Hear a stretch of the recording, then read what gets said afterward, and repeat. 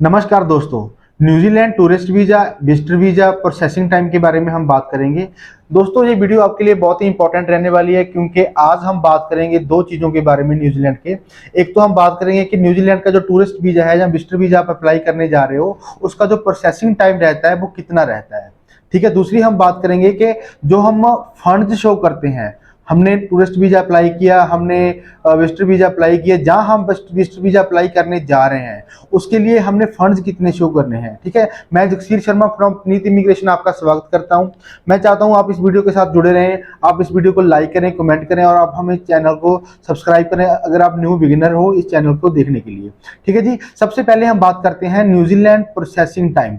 Visitor visa का जो processing time रहता है, टूरिस्ट वीजा का जो प्रोसेसिंग टाइम रहता है वो कितना रहता है। जो टूरिस्ट वीजा का प्रोसेसिंग टाइम रहता है न्यूजीलैंड का, वो जो बेसिकली है नॉर्मल टाइमिंग है उसकी वो 40 से 50 डेज रहती है। ठीक है। एक महीने से 1.5 महीना नॉर्मली जो प्रोसेसिंग टाइम रहता है, जो कि 80% केसेस में हमको देखने को मिलता है। बट कुछ स्पेशल केसेस होते हैं, 10% केसेस कुछ ऐसे होते हैं जिनकी फाइलिंग हमने बहुत ही अच्छे तरीके से फाइलिंग हम करते हैं, अच्छे तरीके से फाइल हम अप्लाई करते हैं, तो उनका वीजा 10 दिन में भी आ जाता है। पुनीत सर ने हमने एक फाइल लगाई थी पीछे से 5-7 दिन हो गए, उनका वीजा 10 दिन में ही आया। 5 अगस्त को हमने फाइल लगाई थी और 10 अगस्त को उसका रिजल्ट आ गया था, जो कि पॉजिटिव रिजल्ट था। सिर्फ 21 साल का नौजवान था वो जिसका वीजा आया है। ठीक है। पापा उसके आर्मी में थे। मीन में प्रोसेसिंग टाइम की बात कर रहा हूँ। मीन अगर आप फाइल बहुत ही अच्छे वे से, अच्छे तरीके से लगाते हो तो उसका जो रिजल्ट है आपको 10% 20% केसेस कुछ ऐसे भी होते हैं जिनका जो टाइम पीरियड, प्रोसेसिंग टाइम जो रहता है वो 10 डेज या 15 डेज में भी आ जाता है। बाकी जो नॉर्मल टाइमिंग है, नॉर्मल टाइमिंग जो इसकी रहती है वो टाइमिंग 30 से 40 या 50 डेज जरूर रहती है। ठीक है। अगर आपने फाइल लगा दी है तो आपको 30 से 50 डेज वेट करनी पड़ेगी। ठीक है, अपना रिजल्ट जानने के लिए। ये था प्रोसेसिंग टाइम के बारे में। और अब हम बात करेंगे फंड्स के बारे में कि जो फंड्स आपने दिखाने हैं अगर आप फाइल लगाना चाहते हो तो फंड्स आप कितने दिखाएं। देखो आपको सीधी सी कैलकुलेशन अपने माइंड में करनी चाहिए। देखो 1-1.5 लाख की तो टिकट होगी। ठीक है। 2 लाख की टिकट हो जाएगी आने जाने की आपकी, बाकी 1 लाख का होटल बुकिंग हो गया आपका। ठीक है। 1-2 लाख का आपका खाना पीना हो गया। आप 4 से 5 लाख खर्चा वहां के मान के चलो। ठीक है। आपके आने जाने का, आपका वहां रहने का 4-5 लाख रुपए खर्चा उस पे आपका आ जाता है। तो इसके लिए अगर आपको फंड जो शो करने हैं वो आपको 10 या 12 लाख एक सिंगल पर्सन के लिए फंड शो करने हैं। अगर आप 2 पर्सन अप्लाई कर रहे हो, हस्बैंड वाइफ आप अप्लाई कर रहे हो, तो उसके लिए फंड आप 15 से 16 लाख करो।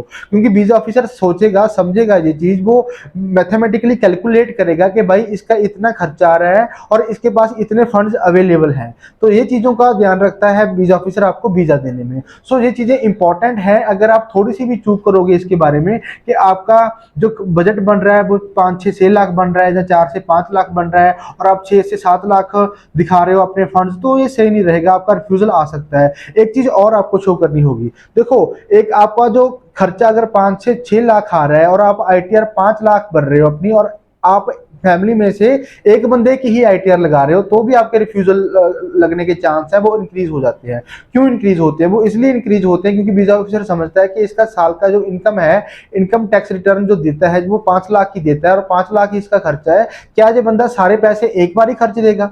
तो ये चीज भी आपने ध्यान रखनी है कि जब आपने फाइल अप्लाई करनी है, फाइल लॉन्च करनी है, तो कम से कम सारे मेंबर जो आपकी फैमिली में है सबकी आपने आईटीआर दिखानी है, सबकी आपने इनकम दिखानी है। वहां पे जो टोटली वो इनकम होगी उसका जो गैदर टोटलिटी में अमाउंट बनेगी वो 15 से 20 लाख बननी चाहिए। 15 से 20 लाख आपकी इनकम बननी चाहिए पर एन्युम।